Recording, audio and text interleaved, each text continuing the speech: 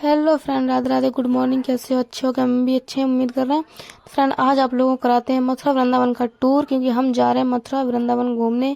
जिंदगी में पहली बार, जो हम कभी नहीं गए यहाँ। हम सुबह सुबह हो गए हैं तैयार, और हमारी दीदी भी तैयार हो रही है, क्योंकि हम 2 लोग ही जा रहे हैं। मम्मी हमारी खाना पैक करने लगी, इधर हमारे बैग तैयार हो गए, फेस कवर किया हमने। हमने कहा हम निकल रहे हैं, तुम बाद में आना, क्योंकि हम लेट हो रहे थे। घर से निकल गए थे 2:30 बजे, गाड़ी थी हमारी 4 बजे की। हमने उठाए अपने बैग और I am going to Kanchausi. हम डायरेक्ट निकल गए रोड पे। रोड पे देखा तो कोई ऑटो नहीं, कोई सवारी है नहीं। हमने कहा कोई बात नहीं, जब तक हम वीडियो ही बनाते हैं। देखा तो घर पे सब लोग अकेले बैठे थे। मम्मी दुखी हो रही थी। मम्मी बोली तुम लोग मत जाओ, अच्छा नहीं लगेगा घर में। हमने कहा नहीं, अब तैयारी बना ली तो हम जाएंगे। और हम निकल गए घर से बाहर, तो देखा रोड पे कोई ऑटो नहीं, कुछ भी नहीं, कोई नहीं, सुनसान था रोड। घर से निकले, मंदिर पर पहुंचे, रास्ते में मंदिर था, वहां चल रहा था भंडारा। हमने भंडारे भी नहीं खा पाया, हम लोग चले गए। ऑटो मिला, कंचौसी चले गए। स्टेशन पर देखा गाड़ी 3 घंटे लेट थी। हम लोग बैठे रहे, बैठे बैठे बुद्धि खराब हो गई। उसको आज लगी भूख मुझे बहुत जोर से। मैंने कहा मुझे भूख लग रही है, मैं जा रही हूँ कुछ खाने। मैंने गई दुकान पे, मैंने बर्गर खाया। बर्गर खा के मैं चली आई, और यहाँ देखा तो दीदी को बंदर परेशान कर रहे थे बहुत ज्यादा। कंचौसी में इतने ज्यादा बंदर परेशान कर रहे थे, हमारा बैग उठा उठा कर भग रहे थे बार बार, जिसमें मेरे पैसे थे, सामान था। एक गाड़ी एक निकाल रही थी, इसी ट्रेन से एक भाई साहब ने अपना बैग फेंक दिया। खुद नहीं कूद पाया, बैग फेंक दिया। मैंने कर्मचारियों को बुलाया, कर्मचारी आकर बैग उठाकर ले गया। देखा तो पता नहीं उसमें क्या होगा, मुझे नहीं पता। बस सबने मना कर दिया था कि बैग तुम मत उठाना। हमने नहीं छुआ था। इधर बंदर इतना परेशान कर रहे थे कि बैग उठा उठा के भाग रहे थे। हमारी भाभी बैठी हुई थी, इनका सामान रखा था, इनके ही सामान पर डावा बोल दिया। अभी भी पीछे आ रहा है। इनसे मैंने बोल दिया वहां से उठकर चले जाओ, ऐसा ना हो कोई बंदर झापड़ मार दे। झापड़ बहुत तेज मारते हैं ये। चप्पल का डब्बा उठा कर ले गए, कुछ नहीं मिला। तो आकर ये थैले के पास आकर बैठ गया। लड़की की टॉवल पड़ी थी, टॉवल निकाल के ले जा रहा था, तभी उसकी नजर एक पन्नी पर पड़ गई, और वो टॉवल छोड़ के वो पन्नी लेके चला गया। ले जाके कुछ नहीं किया, उसके कोई काम की नहीं थी, तो उसने फाड़ दिया जाके। पन्नी फाड़ने के बाद इसकी नजर पड़ गई मेरे बैग पे। सामने ही मेरा बैग रखा है, वो देख सकते हो अपनी, मेरा बैग रखा है। वहां आकर उसकी मेरे बैग पर चैन खोलने लग गया वो, बट मेरे बैग की चैन नहीं खोल पाया। बैग में वजन था, वो बैग लेकर नहीं जा पाया। मैं तो डर गई थी कि ऐसा ना हो मेरा बैग लेके चला जाए, क्योंकि उसमें पैसे पड़े थे और हमारे कुछ जरूरी सामान भी पड़ा था उसमें। फोन भी उसी में पड़े थे। मैंने कहा ऐसा ना हो कोई निकाल के तोड़ के फेंक दे। दीदी ने उसे खाने के लिए कुछ फेंका, मैं अपना बैग उठा के ले आई।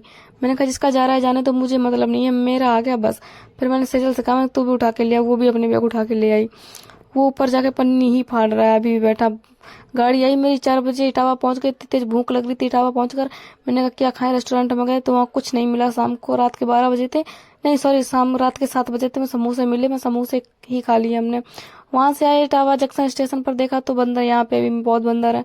इटावा में कुछ ज्यादा ही बंदर थे स्टेशन पे। वहाँ वो परेशान कर रहे थे हम लोगों को। हम खाना खा रहे थे तो भी परेशान कर रहे थे।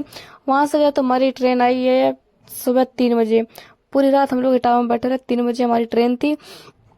ट्रेन को पकड़ा मैंने सुबह 3 बजे इटावा से। फिर हम लोग चले गए हैं, फिर हम लोग पहुंच गए मथुरा। मथुरा स्टेशन पहुंचकर हमने सुबह ऑटो किया। मैंने कहा भैया मुझे मथुरा घूमना है, मथुरा वृंदावन। वहां गए, ऑटो की, ऑटो करके देखा तो वहां पे लोकेशन हर जगह मंदिर थे। हर जगह की लोकेशन इतनी वीआईपी थी कि मन कर रहा था उतर के बस वीडियो बना, लेकिन नहीं बना पाए क्योंकि टाइम भी नहीं था ज्यादा। ये है श्री जी की रसोई, और श्री जी की रसोई के जस्ट पीछे ही हमारा रूम था। और 600 रुपये में इतना लग्जरी रूम मैंने नहीं सोचा था, इतना अच्छा रूम मिलेगा 600 रुपये में, मात्र 600 रुपये में। हम लोगों ने रूम पे सामान रखा, अपना नहाया धोया, नहा धो के नाश्ता करके हम लोग निकल गए मंदिर घूमने के लिए। हम लोग मंदिर निकल गए। मंदिर जाकर देखा रास्ते में, हे भगवान, इतनी ज्यादा भीड़ थी कि हम कुछ कह नहीं सकते। इतनी ज्यादा धूप थी, और धूप भी बहुत तेज थी, भीड़ भी बहुत तेज थी। ऐसा लग रहा था हम दर्शन नहीं कर पाएंगे, और सच में दर्शन नहीं कर पाए, क्योंकि भीड़ बहुत तेज लग रही थी। हम बार बार बोल रहे थे कुछ खा लो, भूख लगी, कुछ खा लो, भूख लगी। दीदी बोल रही थी नहीं अभी कुछ नहीं खाना है, पहले दर्शन करेंगे उसके बाद ही कुछ खाएंगे। मैंने कहा ठीक है भाई, पहले दर्शन कर लो उसके बाद खाते हैं। यहाँ तो हर दुकान में ऐसे अच्छे अच्छे सामान मिल रहे थे, इतना महंगा सामान था और अच्छे भी बहुत लग रहा था, लेकिन हम खरीद नहीं पाए, बजट नहीं था, पैसे भी उतने लेके नहीं गए थे। मैं पहली बार गई थी, मुझे नहीं पता था वहाँ कितना क्या खर्चा आएगा, इसलिए हम नहीं खरीद पाए। मंदिर में इतनी ज्यादा भीड़ हो रही थी, लाइन से कतार से सब लोग जा रहे थे। फिर एक भाई साहब ने कहा मैडम फोन अंदर कर लो, बंदर छीन के ले जाएंगे। उसके बाद हमने वीडियो ही नहीं बना पाई वहां पर, क्योंकि बंदर का बहुत डर था। बंदर चश्मा उतार रहे थे आंखों से सबके। मैंने कहा कहीं मेरा भी फोन ना छीन के ले जाए। बहुत परेशान थे हम। उसके बाद में अंदर गए, मंदिर में दूर से ही दर्शन कर रहे हैं। इतनी ज्यादा भीड़ थी, अंदर फोन कैमरा कुछ अलाउ नहीं था। पुजारी खड़े, लेडीज गार्ड्स थे यहाँ पे, इसलिए फोन हमने नहीं ज्यादा यूज कर पाए वहां पे, वीडियो भी नहीं बना पाए। फिर भी इतनी दूर से हम वीडियो बना रहे हैं, आप लोग खुद देख सकते हो कि हम वीडियो कहाँ से बना रहे हैं खड़े होकर। यहीं से आप लोगों को हम दर्शन करा देते हैं। वहाँ की डेकोरेशन बहुत अच्छी थी, सब कुछ बहुत अच्छा था। यहाँ दीवारों में चांदी मड़ी हुई थी। यहाँ की जो दीवारें हैं ना, वहाँ पे भी चांदी ही चांदी लग रही थी। मैंने कहा यार पहली बार आए तो यहाँ अच्छा भी बहुत लगता है, मुझे नहीं पता था इतना अच्छा लगेगा। लेकिन इतनी भीड़ में बस एक ही बात का अफसोस है, हम दर्शन नहीं कर पाए। दीदी को मैं जबरदस्ती अंदर घुसेड़ दिया, मैंने कहा जाओ तुम दर्शन करके आओ। पूरी जगह मतलब इतना भीड़ थी, इतनी भीड़ थी कि आप खड़े हो एक जगह खड़े नहीं हो सकते, इतना धक्का लगता था। बहुत ही ज्यादा भीड़ हो रही थी। वहां से हम लोग निकल के देखा दुकान में कुछ सामान भी देखने लग गए। श्री लड्डू गोपाल जी की मूर्तियां पूछी हमने, 10,000 से कम की नहीं थी, पीतल की थी वो, इसलिए इतनी महंगी थी, हमने नहीं ली। हम बट दिखाते रहे सबको, दीदी को भी दिखाते रहे। हमने ये निधि बनाए हैं। और ये जो निधिवन में आप पेड़ देख रहे हो हमारे पीछे, 16,108 पेड़, ये वो पेड़ नहीं, रानियां थी 108 जो रात को 12 बजे अभी भी कहते हैं रास रचाती हैं। ये आप लोग कवर देख रहे हो हमारे सामने, ये कवर नहीं, ये वही लोग हैं जो इस चीज को विश्वास नहीं करते थे कि कृष्ण भगवान अभी भी वहां पर रास रचाते हैं। जिन जिन लोगों ने विश्वास नहीं किया, या तो वो पागल हो गया, बहरा हो गया, अंधा हो गया, या फिर मर गया है। उसे की कब्रें वहां वही निधिवन में ही बना दी गई हैं। निधिवन में इतना अच्छा लगता था, मैंने कभी रियल में नहीं देखा था, ना ही कभी सोचा था कि निधिवन में इतना अच्छा लगेगा। हम लोग वहां से निकल गए, फिर ये काली घाटी मतलब इस नदी में आए जहाँ का पानी हमेशा ब्लैक ही रहता है।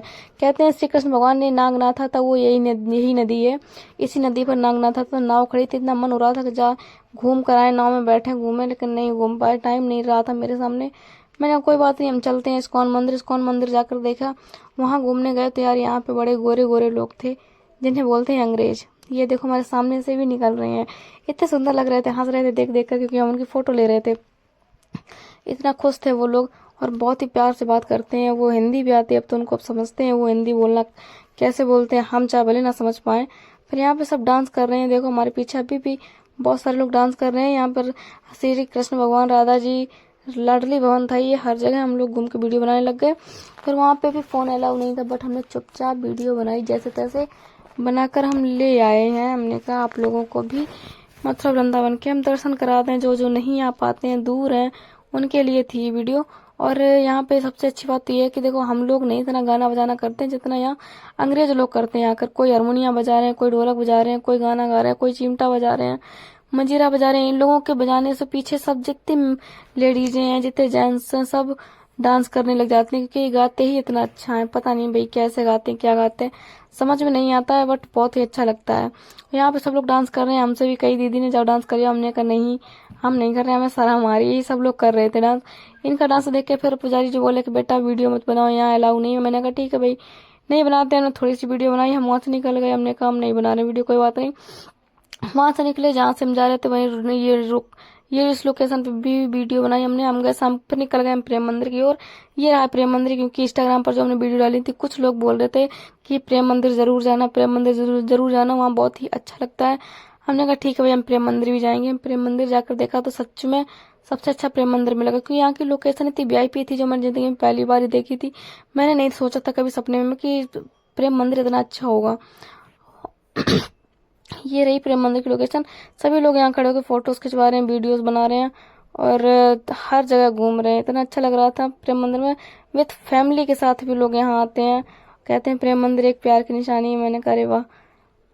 फिलहाल हम तो घूमने गए थे, ऐसा कुछ नहीं था। और उम्मीद कर रहे हैं कि आप लोग भी अगर कभी भी मथुरा वृंदावन जाओ तो कहीं ना जाओ बेशक, बट प्रेम मंदिर एक बार जरूर जाना, और लड्डू गोपाल के दर्शन करके आना। हमें ठाकुर जी के बहुत अच्छा लगता है वहाँ पे। उसके बाद की लोकेशन भी हम आप लोगों को दिखा रहे हैं। अभी भी घूम रहे हैं हम, पैर में इतना दर्द हो रहा था, मैंने कहा यार घूमने आए हो तो हम घूम के ही रहेंगे। यहाँ लाल पत्थर लगा हुआ था, इतनी सफाई शायद किसी घर में भी नहीं रहती जितनी प्रेम मंदिर में ही सफाई है। क्योंकि हम दिन में गए थे, कहते हैं रात को आओ तो और ज्यादा अच्छा लगता है, जब यहाँ पे लाइटिंग होती है। और ये देखो हमारे ठाकुर जी महाराज बने हुए हैं, और उनकी गाय हैं, उनके सारे सखाएं, बाग है, वो क्या कहते गार्डन में ही उनकी प्रतिमा बनाई गई है। बहुत ही अच्छे लग रहे थे। अंग्रेज लोगों को देख देख के ज्यादा मजा आता रहा हमें, क्योंकि हम दर्शन कम करने गए थे, अंग्रेजों से ज्यादा मिलने गए थे। हम उन्हें ही देखते रहे। और सब लोग इतने बड़े बड़े, अम्मू इतने छोटे पड़ गए।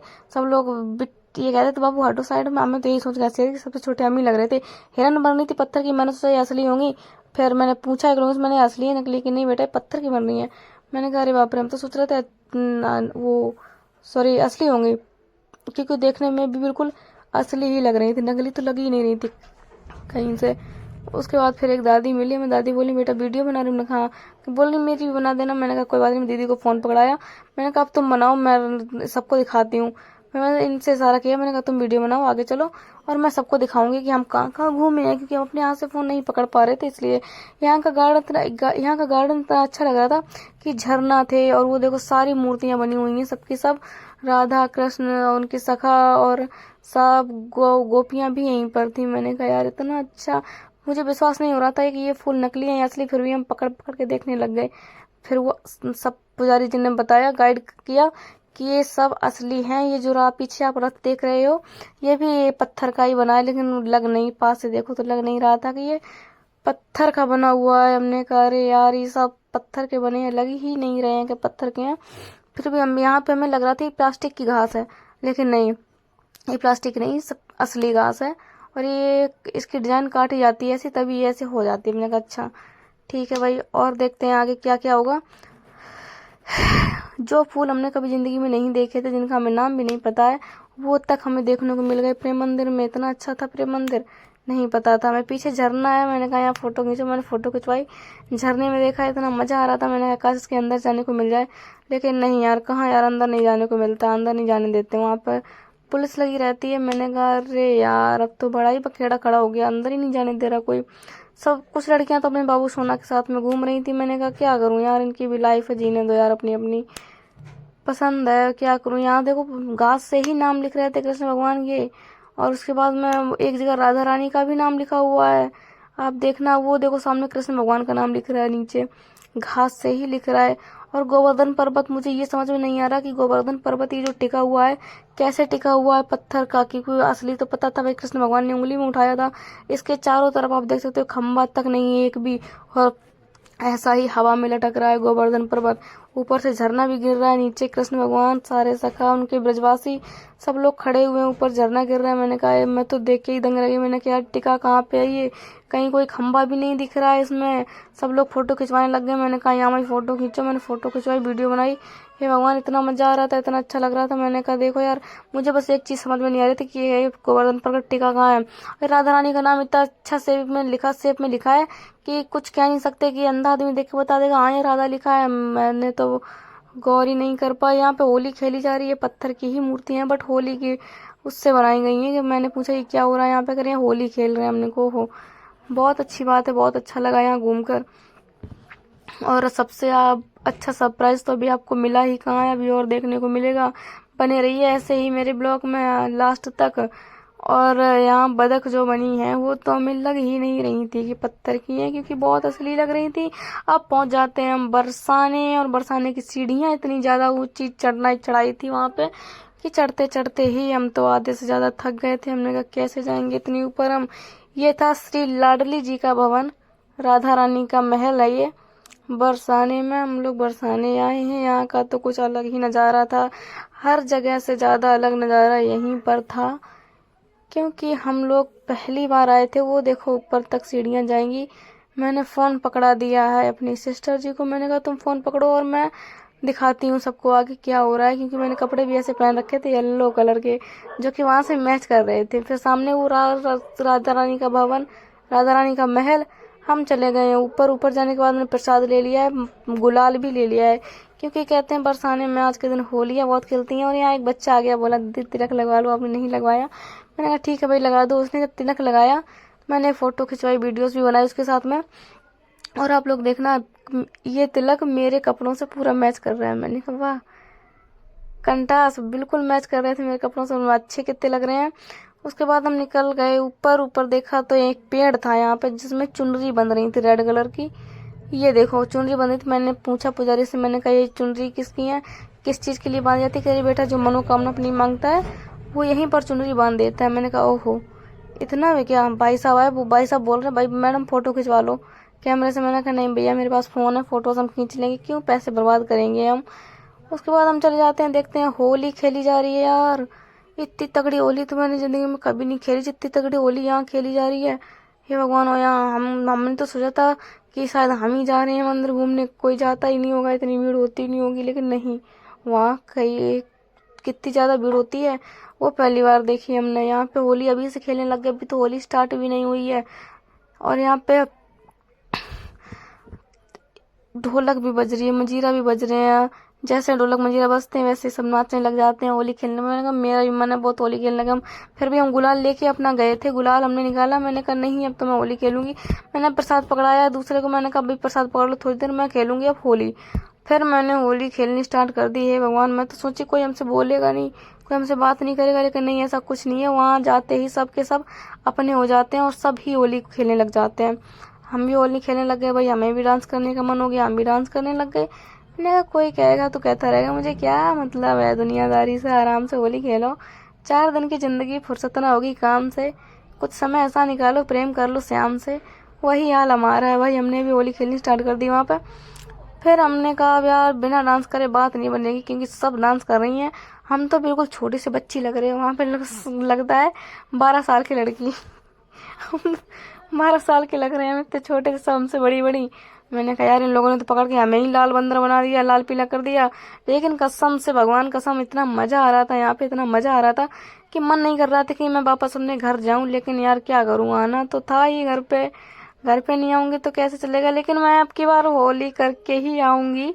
अभी तो फिलहाल मैं घर पे आ गई हूँ, बट अब जब जाऊंगी तो होली मथुरा वृंदावन और बरसाने की ही करके आऊंगी, क्योंकि यार वहाँ की होली जिंदगी में पहली बार देखूंगी और इतना मजा आता है वहाँ पे, कोई कुछ कह नहीं सकते कि यार। मैंने कहा मेरा तो मन नहीं हो रहा कि मैं यहाँ से जाऊं। फिर हम लोग चले गए लाडली जी के भवन में ऊपर, जहाँ उनकी मूर्ति, जहाँ लोग पूजा करने जाते हैं, मंदिर में पूजा करने गए। यहाँ पे भी दर्शन नहीं कर पाए, दूर से ही दर्शन करे, क्योंकि यहाँ पे भी मंदिर में बहुत ज्यादा भीड़ हो रही थी। इतनी ज्यादा भीड़ हो रही थी कि आप लोग खुद देख सकते हो, सांस नहीं है, बहुत भीड़ हो रही थी। हमने दूर से ही दर्शन कर ली राधा रानी के। दर्शन करे, दर्शन करके फिर मुझे फिर भी वही याद आ रही थी कि नहीं यार, होली होली होली। सब तो साफ सुथरे घूम रहे हैं, हम ही लखुआ बंदर बन के घूम रहे हैं वहाँ पे। फिर भी हम नहीं माने, हम अंदर तक चले गए। पुजारी माला फेंक रहा है, हमने कहा काश एक माला हमें भी मिल जाए, लेकिन यार कहाँ मिला, मुझे नहीं मिला माला। हम वहाँ से निकल आए हैं। निकलने के बाद हमने कहा अब चलो, बहुत टाइम हो गया। शाम को हमें बस भी बस भी पकड़नी है, रात को ट्रेन पकड़नी थी। वहां से निकले बट हम अपना हुलिया नहीं ठीक कर पाए। हमने कहा कोई बात नहीं है, बना रहने दो, अच्छा भी लग रहा है गुलाल, हम घर जाकर ही ठीक करेंगे इसको। फिर रास्ते में आए, मैंने मुंह धुल के हम चले आए, कपड़े चेंज नहीं कर पाए थे। चले आए, देखा सामान बिक रहा है, यहाँ कंगन चूड़ी बेच रहे हैं, लेकिन हमने नहीं लिया, हमारी बजट से बाहर था। वहाँ सामान कुछ ज्यादा ही महंगा मिल रहा था। यहाँ से हमने प्रसाद ले लिया था। प्रसाद लेकर हम वहां से निकल गए। तोड़ियां बेच रहे, भाई साहब कह रहे तोड़ियां ले लो मैडम। मैंने कहा मैं नहीं पहनती हूँ तोड़ियां ओड़ियां, मुझे नहीं लेना है तोड़ियां।